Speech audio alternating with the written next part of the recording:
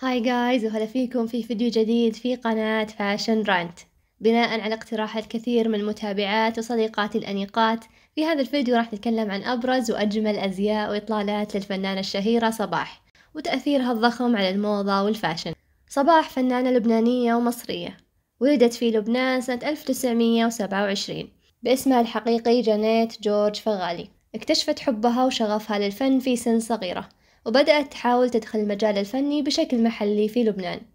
صوتها المميز وشخصيتها الجذابة لفتت أنظار المنتجة السينمائية اللبنانية آسيا داغر، اللي دعمت صباح من بدايتها في المجال الفني وعرضت عليها توقيع عقد ل3 أفلام في القاهرة، واللي شجع صباح للسفر إلى القاهرة والانطلاق في مسيرتها السينمائية في عمر 18 سنة. على الرغم من التحديات اللي واجهتها سواء في مجال عملها وفي حياتها الشخصية، أصبحت صباح واحدة من أبرز نجمات العالم العربي اللي امتلكت صوت قوي وموهبة تمثيل مميزة، استطاعت من خلالها دخول قلوب جمهورها وترك بصمة لا تنسى في المجال الفني. اعتمدت على اسم صباح كاسم فني لها، بالإضافة إلى لقب صوت لبنان الصبوحة كتصغير لطيف لاسم صباح، وطبعا لقبها الشهير الشحرورة.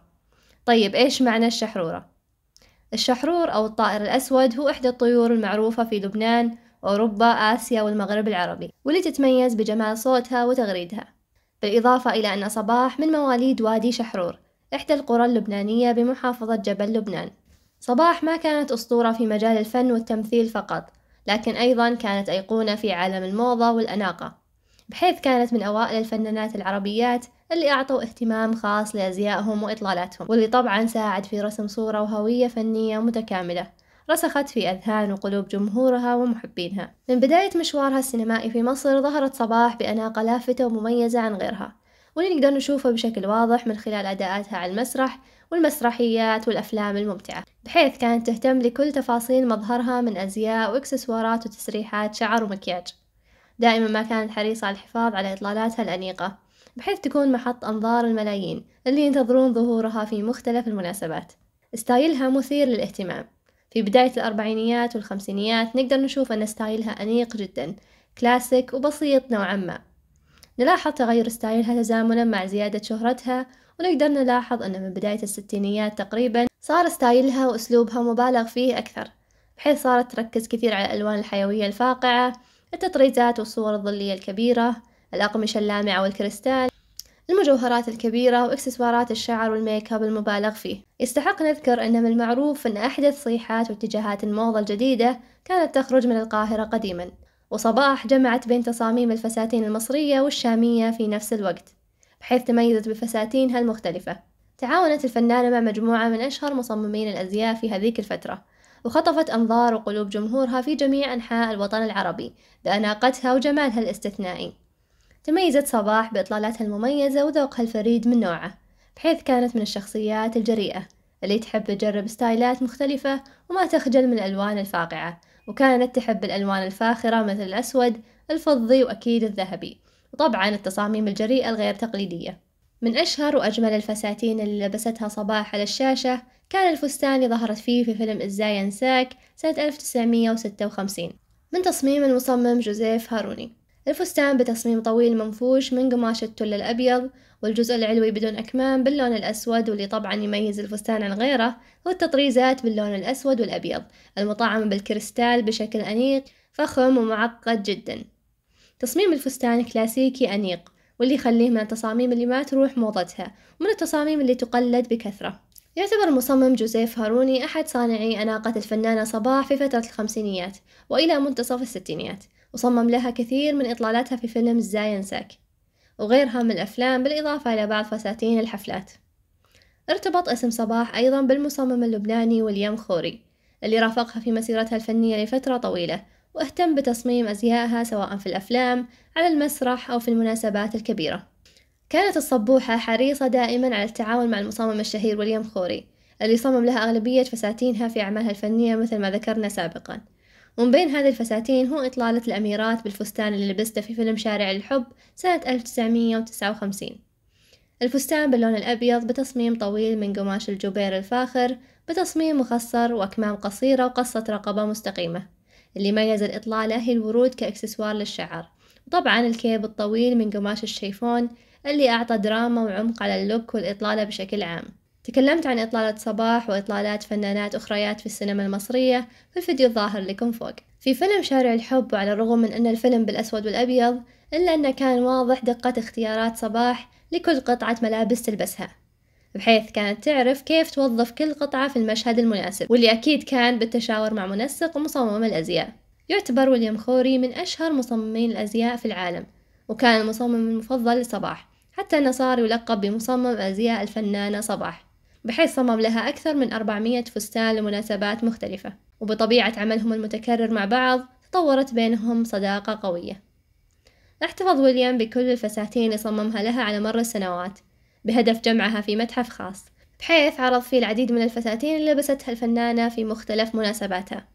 ويليام كان يحب يستوحي تصاميمه لصباح من الأزياء التراثية اللبنانية المعروفة بالتطريز الجميل والقصات الأنيقة، وطبعا يستلهم تصاميمه من شخصية صباح الحيوية. صرح المصمم أن صباح باعت حوالي 200 فستان من مجموعتها في أمريكا، بالإضافة إلى أن 100 فستان من فساتينها ما حد يعرف وين مكانها حتى الآن.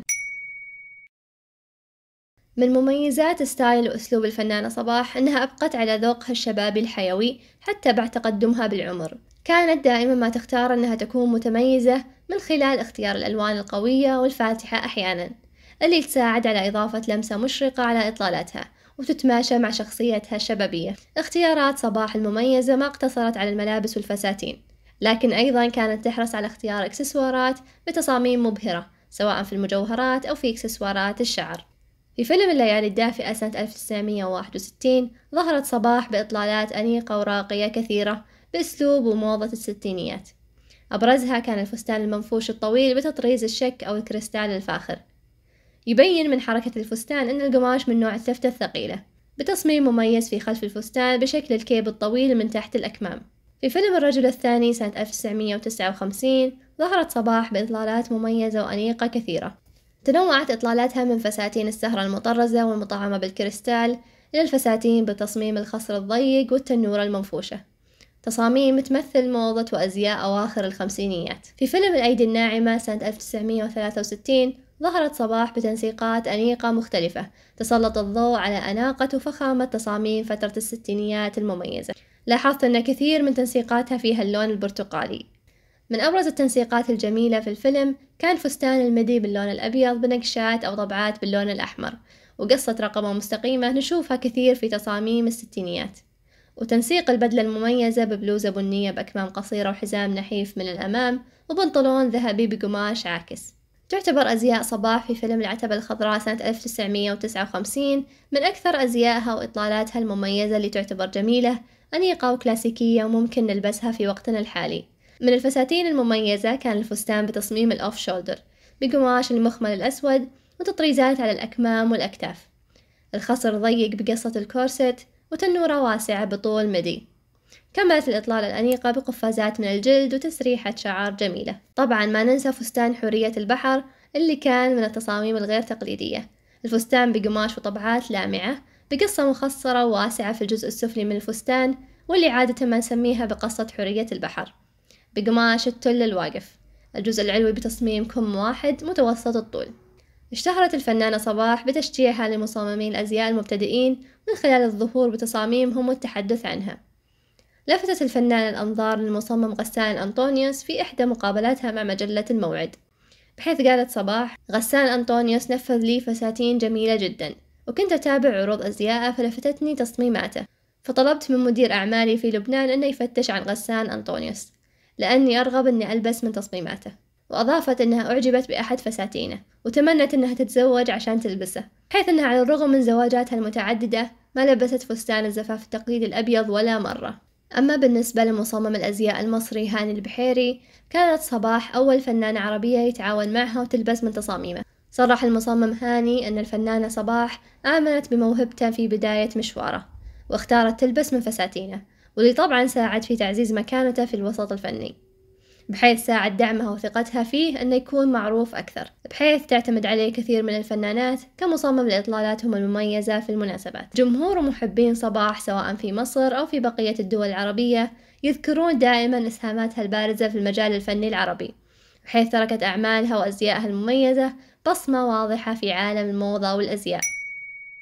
وفي الختام حابة تشاركوني رأيكم في أزيائها وأي فستان أو إطلالة أعجبتكم، واقترحوا علي مواضيع أو أفكار تحبون نتكلم عنها في الفيديوهات الجاية. وشكرا على المشاهدة، وإذا استمتعتوا بالفيديو لا تنسون تسوون لايك، وإذا حابين تكونوا ضمن مجتمعنا اللطيف المهتم بالأزياء اشتركوا في القناة.